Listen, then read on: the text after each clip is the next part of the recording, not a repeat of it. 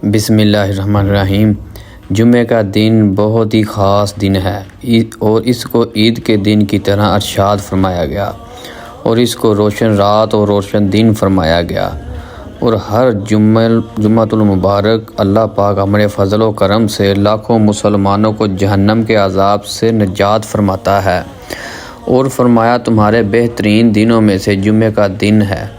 اس میں حضرت آدم علیہ السلام پیدا ہوئے اور اسی دن وفات پائی، اور اسی دن میں سور پھونکا گیا اور اسی میں بے ہوشی ہے، لہذا اس دن میں مجھ پر زیادہ درود و سلام کثرت سے پیش کیا کرو۔ لوگ جمعہ چھوڑنے سے باز رہیں، نہیں تو اللہ پاک ان کے دلوں پر مہر لگائے گا، پھر وہ غافلوں میں ہو جائیں گے۔ جو شخص 3 جمعے جان بوجھ کر چھوڑ دے تو اللہ پاک اس کے دل پر مہر لگا دیتا ہے۔ ترمذی شریف میں یہ حدیث موجود ہے۔ حضور پاک صلی اللہ علیہ وسلم نے ارشاد فرمایا، جو شخص جمعے کے دن صفیں چیرتا ہوا لوگوں کی گردنیں پھیلائے تو اس نے اپنے لیے جہنم کی طرف پل بنایا، اور فرمایا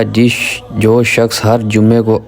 80 بار مجھ پر درود پڑھے گا تو اللہ پاک اس کے 80 سال کے گناہ معاف کر دے گا۔ جمعۃ المبارک کے دن اور رات میں جو بھی مسلمان فوت ہوگا، اللہ پاک اس پر اپنی خاص رحمت فرمائے گا اور اس کی بخشش فرما دے گا اور عذاب قبر سے بھی محفوظ رکھے گا، اور فرمایا جمعے کا غسل ہر مرد عورت کے لیے بہتر ہے، اور جن پر جمعہ فرض ہے ان کے لیے نماز جمعے کا غسل کرنا سنت ہے۔ جمعے کی نماز کے لیے دھلے ہوئے صاف ستھرے کپڑے پہنیں، بلکہ بہتر یہ ہے کہ جمعے کے لیے ایک نیا الگ صاف ستھرا اور پاک صاف لباس رکھیں، اور پھر اچھی طرح تیار ہو، یعنی سر میں تیل لگائیں، کنگھی کریں، سرما ڈالیں، اچھی سی خوشبو لگائیں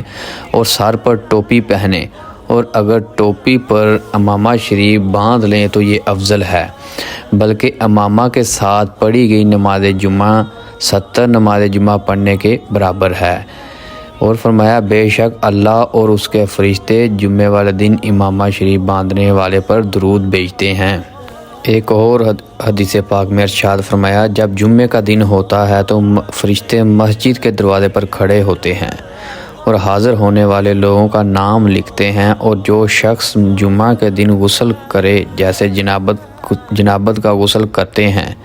اور پھر جمعے کی پہلی ساعت میں مسجد میں آئے تو گویا اس نے اونٹ کی قربانی کی، اور جو شخص جمعے کی دوسری ساعت میں گیا تو گویا اس نے گائے کی قربانی کی، اور جو شخص جمعے کی تیسری ساعت میں گیا تو گویا اس نے سینگ والے مینڈے کی قربانی کی، اور جو شخص جمعہ کی چوتھی ساعت میں گیا تو گویا اس نے مرغی نیک کام میں خرچ کی، اور جو شخص جمعے کی 5ویں ساعت میں گیا تو گویا اس نے انڈا نیک کام میں خرچ کیا۔ اور پھر جب امام خطبہ تلاوت کرتا ہے تو فرشتے اپنے دفتر لپیٹ لیتے ہیں، یعنی بعد میں آنے والے لوگوں کا نام فضیلت پانے والے میں تحریک نہیں کرتے، اور ذکر خطبہ سننے کے لیے حاضر ہو جاتے ہیں۔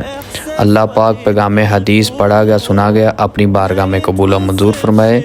اور اس پر عمل کرنے کی توفیق عطا فرمائے۔